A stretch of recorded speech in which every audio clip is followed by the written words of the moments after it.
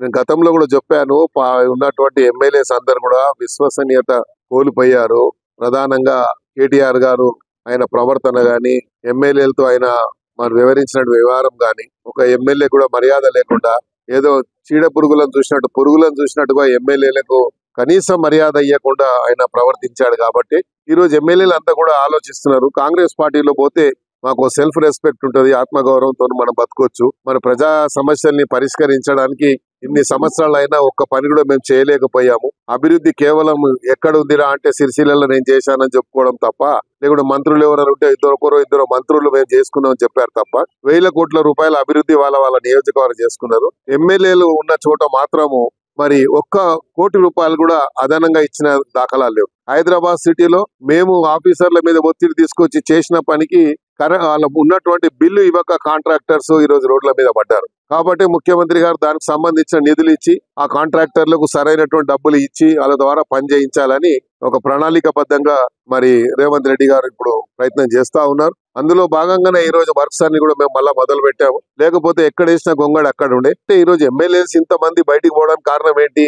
ఒక ఎమ్మెల్యేకు అదనంగా స్పెషల్ డెవలప్మెంట్ ఫండ్ కింద ఇవ్వలేదు. ఇచ్చినవన్నీ ఎక్కడ ఇచ్చారంటే వాళ్ళకు అవసరం ఉన్న చోట, వాళ్ళు ఎక్కడైతే ల్యాండ్స్ ఉంటే, లేకుంటే వాళ్ళకు ఉన్నటువంటి ఎవరైనా పెద్ద పెద్ద కాంట్రాక్టర్స్ ఉంటే వాళ్లకు సంబంధించిన రోడ్లు వాళ్ళకి ఇచ్చినటువంటి ఇది ఇచ్చారు. నా నియోజకవర్గంలో నేను చెప్పాను, స్లమ్ లో, ఫిలిం నగర్ లో ఉన్న స్లమ్లలో వైట్ ట్యాపింగ్ రోడ్స్ వేయాలని చెప్పి, లేకపోతే ఇక్కడ ఖైరతాబాద్ లో ఉన్న బీజేఆర్ నగర్ గానీ, మారుతి నగర్, రాజ్ నగర్ లా వేయాలని చెప్పడం జరిగింది. అక్కడ ఒక్క వర్క్ కూడా జరగలేదు. కానీ పెద్ద పెద్ద ఏరియాలో మాత్రం వాళ్ళ దగ్గర మాత్రం వాళ్ళకు అవసరం ఉన్న చోట మాత్రం వేసుకున్నారు. 100,000 కోట్ల రూపాయలతో వేశారు. ఎందుకు వేశారు అనేది దానికి ఎక్కడ కూడా ఆన్సర్ లేదు. ఈ రోజు ఎమ్మెల్యేస్ ఇంతమంది రావడానికి కారణం ఏంటి?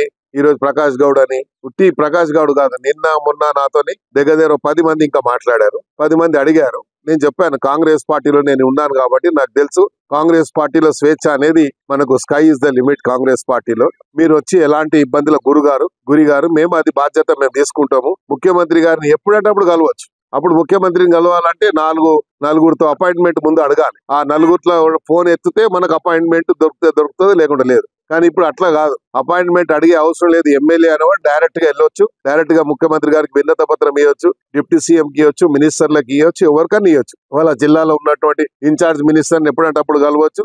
అప్పుడున్న పరిస్థితి అలా లేదు. కాబట్టి ఈ రోజు చాలా మంది వస్తున్నారు. ఇంకా రేపు నేను అనుకుంటే ఇంకొక 6 మంది రేపు జాయిన్ అవుతున్నారు. రేపు ఎల్లుండో ఈ 15 రోజులలో మొత్తం కూడా మెర్జ్ అయిపోయేది గ్యారంటీ. మిగిలేదు ఒక 2-3 మిగులుతారు. ఆ మిగిలిన వాళ్ళు కూడా ఇక ఏమంటారు, అది ఎటు పోవాలన్నా అటు పోవాలా అని ఆలోచనలు ఉంటారు తప్ప, అయోమయ పరిస్థితుల్లో మిగిలిపోయిన వాళ్ళు ఉంటారు తప్ప, మనస్ఫూర్తిగా ఉండే వాళ్ళు మాత్రం ఎవరు ఉండరు. అక్కడ సెల్ఫ్ రెస్పెక్ట్ ఉన్నవాడు మాత్రం ఆడ ఉండడు. ఇప్పుడు చెప్తా ఉన్నాడు కేటీఆర్ గారు, ఇవాళ పేపర్ లో చూశాను, ఏం చెప్తున్నారంటే రీజనల్ పార్టీ స్ట్రాంగ్ కావాలంటే టీడీపీ లాగా ఉండాలి అన్నారు. టీడీపీ లాగా ఉండాలంటే అక్కడ పార్టీ ఉన్నటువంటి నాయకుడికి లక్షణాలు ఉన్నాయి. ఆ పార్టీని ఎట్లా కాపాడుకోవాలని చెప్పి, ఎన్ని కష్టాలు వచ్చినా ఆ పార్టీని కాపాడుకోవడానికి, ఎమ్మెల్యేలు కాపాడడానికి అక్కడ ఉన్నటువంటి ఎమ్మెల్యేలకు ఇచ్చే మర్యాద గాని, ఎమ్మెల్యేలకు ఇచ్చేటువంటి ఇంపార్టెన్సీ గాని ఇక్కడ ఇచ్చారా మీరు? ఒక ఎమ్మెల్యే వస్తే గంటల తరబడి కూర్చోబెట్టి నీకు ఉన్నటువంటి ఒక కోట్రి, నీకు ఉన్నటువంటి వీళ్ళని మాత్రమే నువ్వు కేటీఆర్ గారు వాళ్ళకు ఉన్నటువంటి ఫ్రెండ్స్ ని ఎవడెవడో జైల్లోకి పోయిన కూడా తీసుకొచ్చి ఇలా 1000 కోట్ల రూపాయలు సంపాదించావు. అలాంటి వాళ్ళని పేర్లు మేము తీస్తాం. ఒక రోజు మా దగ్గర మొత్తం ఉన్న చరిత్ర ఉంది,